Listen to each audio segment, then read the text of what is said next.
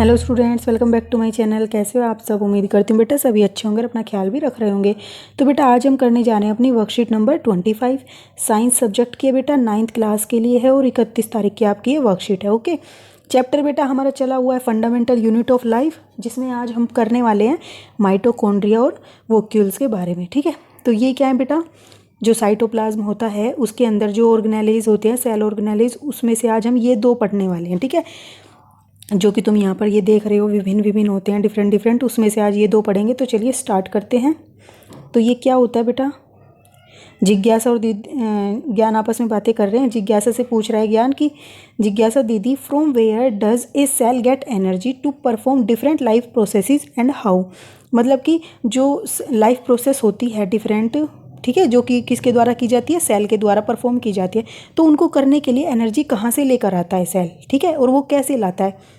तो इस बारे में क्वेश्चन पूछ रहे हैं। जैसे हम सब काम करते हैं बेटा, तो हम सबको काम करने के लिए एनर्जी चाहिए होती है, तो हमें कहाँ से मिलती है, हमारे फूड से मिलती है। ठीक है, ऐसे ही बेटा जो भी हमारे गैजेट्स होते हैं इलेक्ट्रिक घरों में, तो उनको भी एनर्जी की ज़रूरत होती है, तो वो कहाँ से लेते हैं, वो लेते हैं उससे, इलेक्ट्रिक करंट से जो वो फ्लो होता है उनके सर्किट के अंदर। ठीक है, इसी तरीके से सेल को भी ज़रूरत होती है एनर्जी की कुछ भी काम करने के लिए। ठीक है, तो क्या बता रही है यहाँ पर जिज्ञासा कि ज्ञान, this work is perform by the cell organelle known as mitochondria. ठीक है, तो ये जो काम किया जाता है एनर्जी प्रोवाइड करने का, ये एक सेल ऑर्गेनेले के द्वारा किया जाता है। ठीक है, तो ये कहाँ होता है, सेल के अंदर ही होता है बेटा। ठीक है, एक सेल है, सेल के अंदर ही न्यूक्लियस है, न्यूक्लियस के अंदर अलग अलग क्या है, सेल ऑर्गेनेले हैं, उनमें से एक है बेटा माइटोकॉन्ड्रिया। ठीक है, तो इस माइटोकॉन्ड्रिया के द्वारा क्या किया जाता है, वो एनर्जी प्रोवाइड की जाती है। ठीक है, तो तुम इसको यहाँ से बड़ा करके भी देख सकते हो। तो जो तुम्हें बेटा ये रेड कलर का दिख रहा है, तो ये क्या है, माइटोकॉन्ड्रिया है। ओके, तो इसमें बेटा आप ये अगर इसको और बड़ा करके देखेंगे तो ये हमें कुछ इस तरीके का दिखाई देगा। ठीक है, जिसकी जो आउटर पार्ट होता है बेटा, उसमें क्या होता है, छोटे छोटे से छिद्र होते हैं। ठीक है, छोटे छोटे से तुम देखोगे यहाँ पर होल्स हैं। ओके, आउटर पार्ट के अंदर जो इसकी आउटर मेम्ब्रेन है उसमें, और इसके अंदर बेटा राइबोसोम्स हैं, ये छोटे छोटे डॉट्स दिख रहे होंगे। ठीक है, और ये सिस्टें हैं। ठीक है, इस तरीके की संरचना होती है इसके अंदर अलग अलग, जिस पर क्या होते हैं, छोटे छोटे ये राइबोसोम्स भी अटैच होते हैं। ठीक है, और ये इसकी इनर मेम्ब्रेन है। ठीक है, आउटर मेम्ब्रेन में छोटे छोटे होल्स थे। ओके, और साथ में इसके अंदर मैट्रिक्स भरी हुई है, फ्लूइड है। ठीक है, तो ये सब इसके अंदर होता है, और इसी तरीके से ये क्या करता है, एनर्जी को बनाता है और फिर प्रोवाइड करता है किसको, सेल्स को। ठीक है, उनको कार्य करने के लिए। तो बेटा अब इस यहाँ पर क्या बताया है कि जो एनर्जी प्रोवाइड करता है वो तुम्हें पता चल गया कौन है, माइटोकॉन्ड्रिया। ठीक है, all necessary energy required for various chemical activities to perform different life processes. ठीक है, जितनी भी एनर्जी चाहिए होती है सेल को अलग अलग एक्टिविटीज़, केमिकल एक्टिविटीज़ करने के लिए, जो कि हमारी लाइफ प्रोसेस के लिए ज़रूरी है। जैसे कि मेटाबॉलिक एक्टिविटीज़ थी, जिसमें बेटा क्या होता है, सिंथेसिस होता है या तो फिर किसी चीज़ का, मटेरियल का, या फिर क्या होता है, ब्रेक डाउन होता है, जैसे कि ग्लूकोज का ब्रेक डाउन होता है। ठीक है, या फिर प्रोटीन का सिंथेसिस होता है। ठीक है, बनता है, तो उसके लिए जो एनर्जी चाहिए होती है वो रिलीज होती है माइटोकॉन्ड्रिया के द्वारा। ठीक है, और किसकी फॉर्म में बेटा, एटीपी की फॉर्म में। ठीक है, जिसका फुल फॉर्म क्या है, एडिनोसिन ट्राइफॉस्फेट। एटीपी क्या है बेटा, ये जैसे हमें एनर्जी चाहिए होती है, हमें जो एनर्जी चाहिए वो अलग है, लेकिन जो जैसे हम किससे लेते हैं, फूड से लेते हैं, ग्लूकोज की फॉर्म में। ठीक है, और जो लेकिन जिसको जो जैसे ये इलेक्ट्रिक गैजेट होते हैं, ठीक है, इनको जो चाहिए होती है वो इलेक्ट्रॉन्स के रूप में चाहिए होती है। ठीक है, ऐसे ही सेल्स को एटीपी की फॉर्म में चाहिए एनर्जी। ठीक है, यहाँ पर जो सर्किट होते हैं इलेक्ट्रिक, उनमें एनर्जी इलेक्ट्रॉन से आती है, सेल्स के अंदर एटीपी से आती है और हमें ग्लूकोज से आती है। ठीक है, तो ये एटीपी की फॉर्म में लिया इसने। ठीक है, therefore it is also known as the power house and energy plant of the cell. इसीलिए माइटोकॉन्ड्रिया को क्या बोला जाता है, पावर हाउस बोला जाता है या एनर्जी प्लांट बोला जाता है सेल का, क्योंकि ये सेल को एनर्जी प्रोवाइड कर रहा है। ठीक है, ATP is produce in mitochondria by the process of respiration. ठीक है, तो अब हमें ये तो पता चल गया कि एनर्जी कौन देता है, माइटोकॉन्ड्रिया देता है सेल को किसी भी कार्य को करने के लिए। लेकिन वो एटीपी को बनाता कैसे है, तो एटीपी जो माइटोकॉन्ड्रिया में प्रोड्यूस होती है वो होती है by the process of respiration. ठीक है, जो कि हम रेस्पायर करते हैं। ठीक है, श्वास लेते हैं तो उसमें हम ऑक्सीजन का इनटेक करते हैं, तो वो ऑक्सीजन हमारे फूड का क्या करती है, ब्रेक डाउन करती है, जिससे क्या होता है, ब्रेक डाउन करने के बाद, डाइजेस्ट होने के बाद, ग्लूकोज का ब्रेक डाउन होने के बाद बेटा एनर्जी प्रोड्यूस होती है। ठीक है, तो ये रेस्पिरेशन प्रोसेस है, इसको आप 10th में डिटेल में पढ़ोगे तो उससे हमें एटीपी मिलती है। ठीक है, और the body uses energy stored in ATP for different activities, ठीक है। और फिर ये बॉडी क्या करती है, इस एनर्जी को स्टोर कर लेती है एटीपी की फॉर्म में, ठीक है। किस लिए, ताकि आगे एक्टिविटीज़ कोई भी हो तो उसमें काम आए। ATP is the energy currency of the cell, और ये एटीपी को इसलिए हम एनर्जी करेंसी बोलते हैं, मतलब कि अगर यही एटीपी होगा तो ही वो एनर्जी देगी, ठीक है। एटीपी को ही एनर्जी लेगी सेल कोई भी कार्य करने के लिए। जैसे हम किसी फॉरेन कंट्री में जाते तो हमें वहाँ की करेंसी से ही काम करना पड़ता है, और कोई करेंसी हमारी वहाँ पर नहीं चलती, हमें उसे एक्सचेंज कराना पड़ता है। तो पहले एनर्जी को एटीपी में कन्वर्ट करना पड़ता है, तब ये सेल उसको यूज करते हैं, ठीक है। The outer membrane of the mitochondria is very porous, ठीक है। पोरस मतलब बेटा उसमें छोटे छोटे छिद्र होते हैं, ठीक है। तो आउटर मेम्ब्रेन का जो पार्ट है वो क्या होता है, पोरस होता है, ठीक है। While the inner membrane is deeply folded, लेकिन जो इनर मेम्ब्रेन होता है बेटा वो काफ़ी फोल्डेड होता है, जैसे तुमने देखा एक के ऊपर एक परत होती है, ठीक है। Mitochondria is a cell organelle that has its own DNA and ribosome, ठीक है। तो हमने अभी देखा बेटा कि जो माइटोकॉन्ड्रिया है उसके अंदर क्या होता है, अपना डीएनए होता है और अपने राइबोसोम होते हैं। अब ये डीएनए बेटा वैसे कहाँ पाया जाता है सेल्स के अंदर, हमने कहा था न्यूक्लियस में पाया जाता है डीएनए, ठीक है।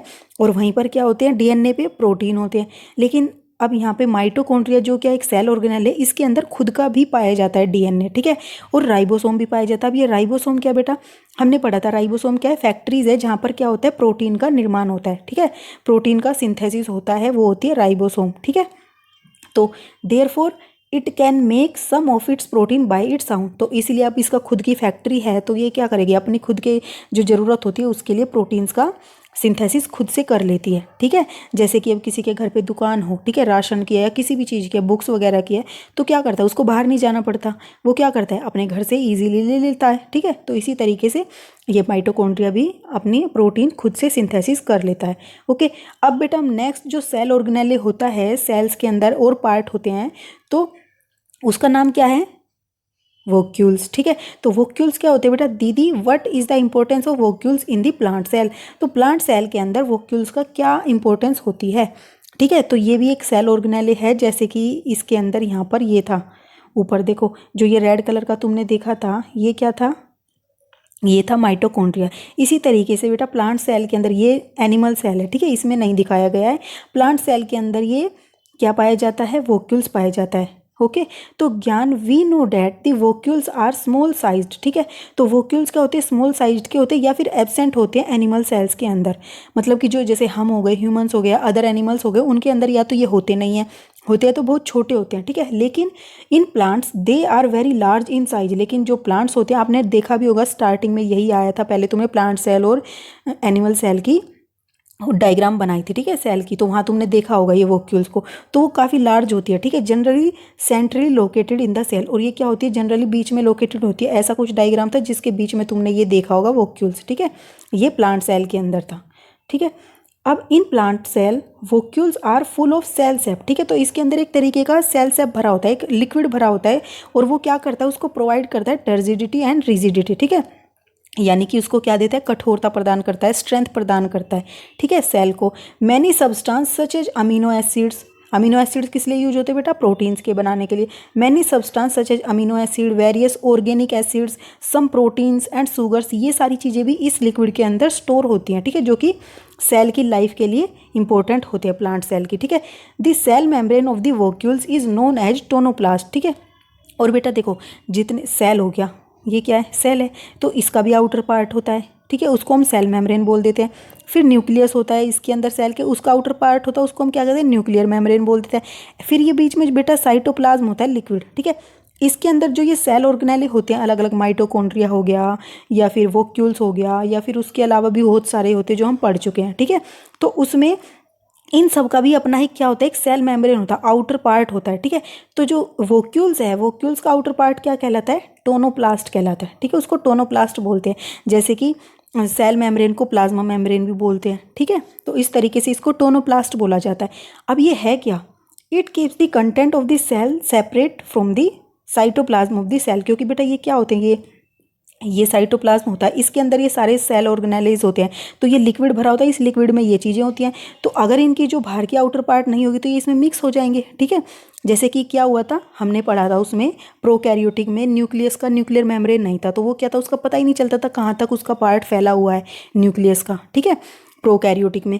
तो इसी तरीके से इनकी सबकी आउटर पार्ट होती है। जैसे आपका टिफिन बॉक्स होता है, उसमें एक देखते होंगे तुम बीच में पार्टीशन होता है, जो क्या करता है आपकी कोई सब्जी वगैरह है तो उसको रोटी के साथ मिलने से बचाता है। ठीक है, तो एक किस्म से ये सेपरेशन का काम करता है, जो मेम्ब्रेन होते हैं इनके। ठीक है, तो ये साइटोप्लाज्म से अलग करता है। इन यूनिसेल्यूलर ऑर्गेनिज्म, यूनिसेल्यूलर मतलब जिसमें सिर्फ एक ही सेल होता है। ठीक है, अब यहाँ पे देखो कि यहाँ पर बेटा ये एक सेल है पूरा। ठीक है, तो सिर्फ कुछ जीव ऐसे होते हैं कि सिर्फ इसी सेल के बने होते हैं, लेकिन हम हो गए या कोई और हो गए तो वे लाखों ऐसे सेलों को, मतलब सेल्स को जोड़ने से बनते हैं। ठीक है, लेकिन कुछ सेल सिर्फ इस कोशिका से बनते हैं, मतलब कि इस सेल से ही बनते हैं अकेले। तो in unicellular organism specialised vacuoles also play important roles. ठीक है, तो यूनिसेल्यूलर सेल के अंदर जो वोक्यूल्स होते हैं वो इंपॉर्टेंट रोल प्ले करते हैं in expelling excess water and some waste from the cell. ठीक है, तो जो वोक्यूल्स होता है वो क्या करता है, जो जिसमें सिर्फ एक ही सेल होता है तो उसका वोक्यूल्स उसमें इंपॉर्टेंट रोल प्ले करता है। अगर उसमें कुछ वेस्ट मटेरियल हो जाता है इकट्ठा ज़्यादा या एक्सेस वाटर, तो उसको बाहर निकालने का कार्य करता है। जैसे आपके घर में अगर एक से ज़्यादा मेंबर होंगे, जैसे 4-5 है, तो क्या होगा, काम बट जाएगा। लेकिन अगर घर में एक ही मेंबर होगा तो उसे ही सारा काम करना पड़ेगा। तो इसी तरीके से जब एक कोशिका का कोई सेल बना होता है तो उसे ही वो सारे काम करने होते हैं। ठीक है, तो ये थी बेटा आपकी आज की वर्कशीट। कुछ क्वेश्चंस करते हैं इसके रिलेटेड हैं। जो फर्स्ट क्या दिया हुआ है बेटा, why mitochondria is known as power house of the cell. हमने अभी पढ़ा था कि power house of the cell क्यों बोला जाता है, क्यों, क्योंकि mitochondria provides energy to the cell by producing ATP, therefore it is known as the power house of the cell. ठीक है, क्योंकि ये क्या करती है, एनर्जी प्रोवाइड कर दिया in the form of ATP. ठीक है, सेल्स को। अब बेटा नेक्स्ट क्वेश्चन क्या है, name any one function of the cell for which energy is needed. तो एक ऐसे सेल का फंक्शन बताओ जिसके लिए उसे एनर्जी की रिक्वायरमेंट होती है।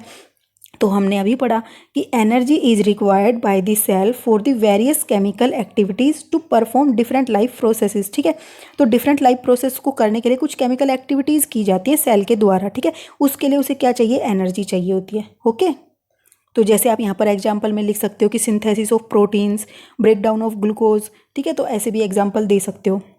अब नेक्स्ट क्या है बेटा कि vacuoles are important part of which cell. तो मतलब कि कौन से सेल का ये सबसे इंपॉर्टेंट पार्ट होता है, और name the membrane of the vacuoles, और इसके मेम्ब्रेन का नाम बताओ वोक्यूल्स के।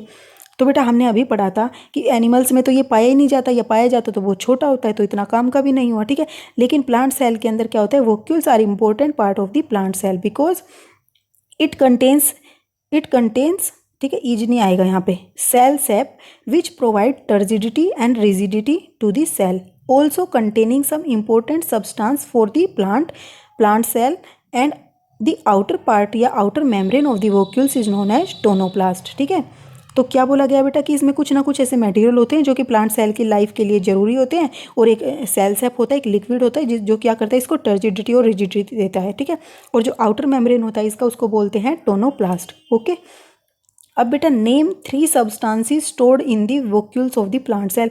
तो किन्हीं ऐसे 3 सब्सटेंस का नाम बताओ जो कि क्या होते हैं, इस वोक्यूल्स के अंदर स्टोर होते हैं प्लांट्स के। तो हमने भी पढ़े थे, many substances such as amino acid, various organic acid, some protein, sugar etcetera are stored in the cell. ठीक है, या प्लांट सेल वोक्यूल्स, ये लिख सकते हो आप। ठीक है, इन 3 के किसी के भी नाम लिख दोगे। तो बेटा ये आपकी आज की वर्कशीट थी। उम्मीद करती हूँ आपको अच्छे से समझ आ गई होगी। फिर भी कोई डाउट रहता है तो आप इसको या तो दोबारा देख लो वीडियो को, नहीं तो मेरे से कमेंट बॉक्स में पूछ लेना। ओके, तो इस वीडियो में बेटा इतना ही। नेक्स्ट टॉपिक हम अपने नेक्स्ट वीडियो में करेंगे। तब तक के लिए ऐसे ही हंसते रहिए, मुस्कुराते रहिए, पढ़ते रहिए और आगे बढ़ते रहिए। Thank you.